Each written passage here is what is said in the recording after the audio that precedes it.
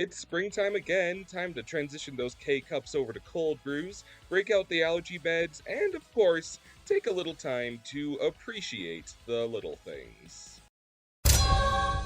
I doubt you need the white male perspective as to why Turning Red, a brilliant coming of age story allegorical for puberty through the lens of the generational trauma of a family of immigrants, is so freaking good, but nonetheless, the movie's memorable characters and jovial art style has cemented a place in my heart among my favorite Pixar movies. I was beginning to think I was growing out of Pixar, with recent endeavors reading to me as unincredible, lukewarm, and solely okay-ish. But this one really stood out to me as something special and made me feel like a kid again. The unity of metropolitan Toronto early 2000s boy band core and loving anime influence that orchestrate the aesthetic of this movie came together to make a work with no contemporary in its look or tone, with themes and emotional beats that are struck so gorgeously that I think everyone can relate to some aspect of this movie. Especially as someone who works in the education industry, the kids in this movie are the most charmingly authentic that I've observed in a long time, and authentic kids are hard to write.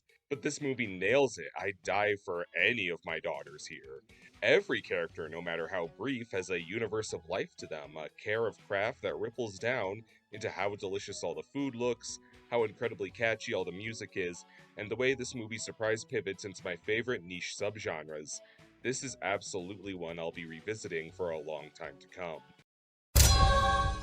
You can probably tell by the content of my videos that I'm not what the kids consider cool, which is why I like to vicariously live out the life of a cool dude in skateboarding video games like Ollie Ollie World. You'll wipe out a ton on this game's challenging boarding locations, but the near instant return to checkpoint function makes the game a breeze to traverse, combined with the fact that much like real skateboarding, one is often only at the mercy of mere physics in the world of Ollie Ollie, making it hard to get disheartened or frustrated at a loss, especially in environments as pretty and fun to fly across as these. You'll race down colorful cities, beaches, and forests, pulling off tricks in a variety that's manageable for rookies and experienced players, allowing anyone to feel like a certified Gnarmonger. The adrenaline and chained action that the game begets as you speed down absurd inclines and fly across massive gaps between grinds, spins, and tricks is a feeling that can't be conveyed by mere words. It's a game that balances breakneck speed and tense mechanics with chill vibes and lighthearted stakes, and I can't think of a recipe that encapsulates skateboarding more than that.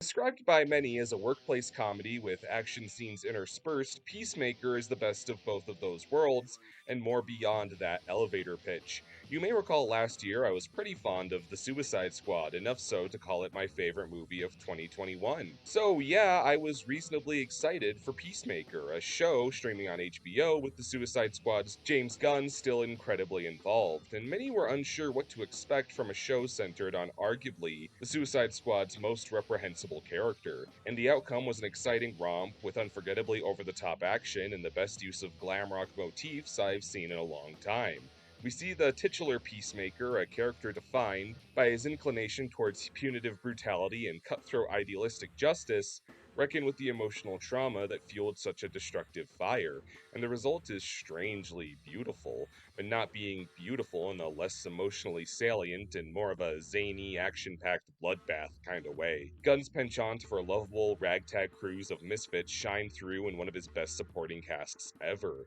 Vigilante, you're aces, kid. Also, that fucking opening. Chef's kiss.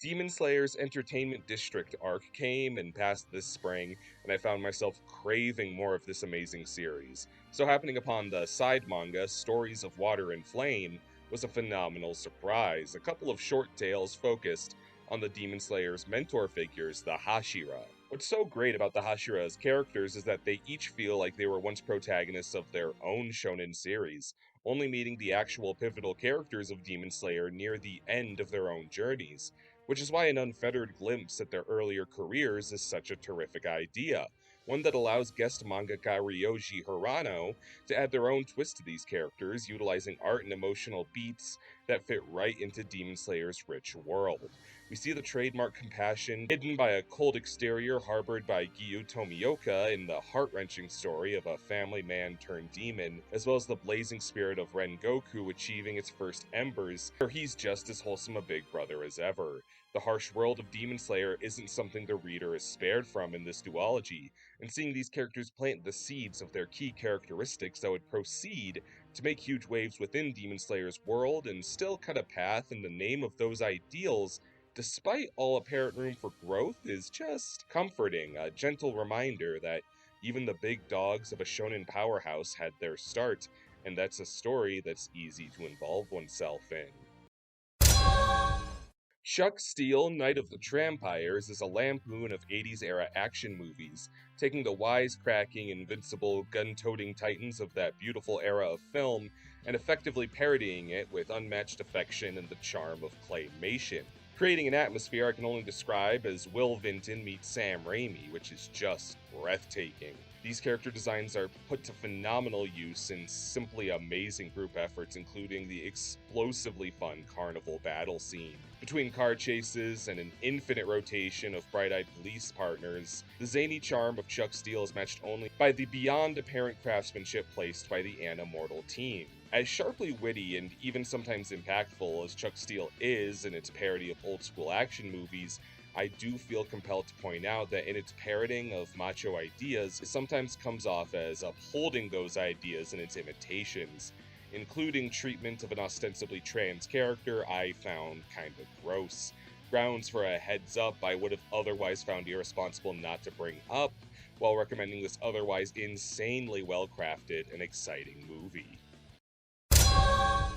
In my last Little Things video, I praised Guilty Gear Strive for the titanic depth it puts into each face of its modest but highly characteristic cast of characters, and my most distinct praise for King of Fighters 15 is that it feels like the equally powerful opposite energy, quickly dropping you into a sea of 39 characters, each one designed with a however simple but effective niche in mind to build into a player's selected team of 3. A format that turns decisions as small as the order in which you'll send your fighters out into a crucial point of strategy, creating a bombastic game of rock, paper, scissors out of every match. You'd think such a massive roster would mean at least a handful of characters would be forgettable duds, but SNK's years of history and impeccable character work puts their unique qualities, rivalries, and colorful personalities at the forefront of their every gesture, creating the thinnest marginal Venn diagram of characters I love versus otherwise in a fighting game in some time, including the long-awaited return of my favorite Parisian pile driver, Shermie, in peerless fanfare. It was beautiful to see KOF's more risk-privy inclinations flirt with unabashed fan service, resulting in establishments like the game's boss challenge mode, where anyone with a serious enough masochist streak can blister their thumbs against the infamous nightmare from SNK's heyday, Rugal, back and cheaper than ever. I love this game. Experimenting and mixing and matching team members in King of Fighters 15 is a serious delight. The daunting task of mastering 3 fighters at once, mitigated by the ease most characters' impressive moves can be pulled off with, belying a horizon of depth that only gets more rewarding the more you tinker with your fighter of choice. Reigniting a fighting game fervor within yours truly, I'm finding inescapable. Search Party is a show that has wrapped its 4th and final season and remains one of those things that is incredibly difficult to quickly describe. What starts as a show about 4 20-somethings searching for a missing colleague gradually spirals into more depraved and twisted premises, to the point that the final march of the series feels like the characters have walked into a totally different show. And this isn't a Riverdale situation where the increasing absurdity is an inside joke that gleans value in its own baffling nature. Search Party presents itself with a confidence that seems to practically anger viewers knowingly, telling stories of narcissism and the road to hell's good intentions I cannot fathom ever being replicated. There's a certain lightning in a bottle between the show's impeccable cast, thrust in the time it was made, that bestows a commentary on morality and how we reward pariah that I just can't imagine being decipherable too long from today's climate. It's such a dour time capsule of our current zeitgeist that might be a bit much in that regard, if it weren't so entertaining and unapologetically its own unique thing. I think anyone who wants to bring back the spirit of classic cartoons in the modern era has their heart in the right place. But I also think there's a distinct line between mere imitators and those going far enough to truly capture the timing and artistic choices that define the genre. And Cat Burglar encapsulates the latter effortlessly. Frankly, it's the hardest I've laughed at anything on a streaming service recently. This is a Netflix interactive special to the effect of Bandersnatch, the taking form of a trivia game where answering incorrectly means the slapsticky death of your avatar, Rowdy the Cat, who quarrels with security guard Peanut in cartoon altercations beautifully interwoven with love for the likes of Tom and Jerry and the catalog of Tex Avery. The creators of Cat Burglar use their creative ingenuity not just to make a coterie of great cartoon gags, but to reward players for repeat playthroughs by adding a huge variety of blink and you'll miss it attention to detail that changes upon each attempt, which made going out of my way to uncover every outcome for every scenario wildly fun. Packed to the brim with the gamut from small visual gags to over the top lunacy in action, this show has everything you'd want in a classic style cartoon, made even more exhilarating with a fast paced trivia game that puts you in the hectic shoes of the characters. This is something of an achievement that way. I bet you think you know a thing or two about niche kaiju, huh? Oh, you know Destodoya? Pretty deep cut, but you don't know Jack compared to Hiroto Yokokawa, who's devoted his career as a filmmaker to bringing to life the most esoteric and discarded kaiju names, including recreating from scratch his own version of the Great Buddha Arrival, a movie with no surviving copies after all reels were destroyed in World War II, though the real star of Yokokawa's repertoire is Nezura, 1964, based on the true story of the filmmakers who would go on to create Gamera, endeavoring the ill-fated production of Horde Beast Nezura, a kaiju who could physically disperse into a slew of rats, requiring a filming process involving countless rodents on scale model sets, which of course begot countless health and safety hazards that shut the movie down. If you're into the distinct subgenre of cringe begotten comedy blended with sort of heartbreaking passion in stories like Ed Wood and The Disaster Artist, you should see this as a similar story in the wake of Godzilla reshaping the film industry, which is a novel and engrossing set piece resulting in scenes that are artistically crafted in a way that's both pathetically funny and emotionally agonizing, especially if you've ever done any kind of creative passion project that's been trifled with out of your hands, with the always delightful subgenre addition of mice. But hey, I know the kaiju stuff is a tad niche, so alright, I'll give it a rest for a while. As soon as I'm finished talking about Dawn of the Monsters, a new beat 'em up by Way Forward, who previously made my favorite beat 'em up ever, River City Girls, and have transferred the charm of speedy high schoolers into gigantic, lumbering monsters. And while you might think playing as such cumbersome characters in a genre as fast and reaction dependent as a beat 'em up would be counterintuitive, Dawn of the Monsters' economic gameplay will have you dodging, parrying, juggling multiple meters and stat augments while strategizing with the game's four distinct characters in no time. An extremely cool comic book art style breathes palpable magnitude into the explosive Megadon, Pacific Rim inspired Tempest Galahad, Ganira, who's kind of like Gamera by way of the shape of water, and my personal favorite, the Mighty Morphin Ultraman Aegis Prime. And mixing and matching these surprisingly eclectic titans with an even broader variety of power ups and extremely challenging situations that call for quick thinking, which can end in you getting absolutely curb stomped in a corner in the worst of times, or leaving the pieces of your pulped kaiju foes in a satisfying rain of monster carnage at its best. It's a heart pounding trade off I desperately seek when approaching the beat 'em up genre that this game completely nails.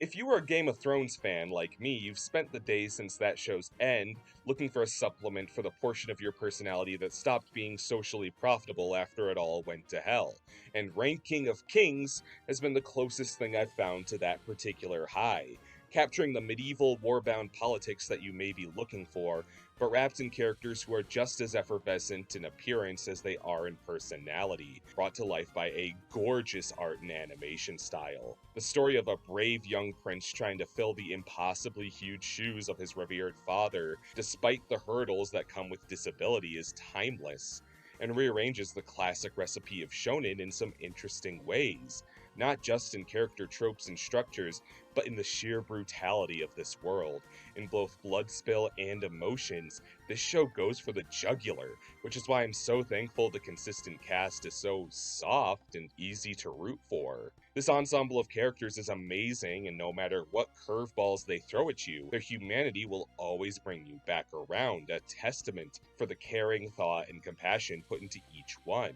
No matter how off the rails this conflict for family and royalty can get, at its center is the straightforward dynamic of kindness and brotherhood, told with an honesty and emphasis that's made it no surprise that Ranking of Kings has been the breakout hit of the last anime season. What do you think of when I invoke the Incredible Hulk? Big old goofy Hulk who dabs, his big green butt in Thor Ragnarok? Let's reel it back a sec, because there was a time when Hulk was supposed to be pretty scary. And in that spirit, we got the Immortal Hulk line of comics, which wrapped earlier this year, and explore the Hulk from the point of view of an eldritch horror. This story's lore establishing that rather than a mutagenic transformation, Bruce's relationship to the Hulk and the various identities that come with him are that of an earthly host and a demon from hell, recontextualizing Bruce and his uncontrollable swings into hellish demonism as arcane abominations driven by demonic possessions. And this allows the artists behind this story to really flex the messed up nightmarish possibilities the premise begets. The art style as a whole, something fully changing at times, to match the point of view of which Hulk is the center of the story and the reactions of the civilians at the mercy of his outbursts. As Hulk tangles with villains who are just as compelling and creepy, as well as his own friends in the Avengers, as the necessity of Hulk's evil is called into question in a fashion that hasn't been proposed in a long time. Hulk was always a marriage of pulpy horror monsters and superheroes that both found their footing on dime store shelves when Western comics first hit their stride. So seeing this new, existentially terrifying Hulk in the modern day is an earnestly beautiful evolution I think is absolutely worth checking out. I'm not sure how much I have to say about the movie that dethroned Parasite as the highest rated film on Letterboxd, but Everything Everywhere All at Once is well worth the price of admission. A film just as wild as promised in a climate where one might think the true showstoppers are already crammed into the trailers. That's certainly not the case here. In a movie where combatants can access the memories and skills of their alternate selves in other universes at their will, action scenes occur where characters bend their persona and reality to their whims, resulting in what feels like a Bugs Bunny martial arts movie with serious stakes that constantly had this viewer guessing, and an ever-escalating ceiling as to how bananas this battle royale across universes could get, expertly using callbacks and bait and switch in a way that will make the movie only more enriching upon rewatch. I think this movie sometimes feels a little anxious to establish its own rules for a work so beholden to chaos, but when it embraces its cheap absurdity, it is a full-fledged delight. And while many works focused on the concept of the multiverse attach a message of nihilism, this movie subversively places kindness and heart at its forefront, delivering a refreshing mantra about the importance of acting tenderly in a manner that won't leave a dry eye in the house.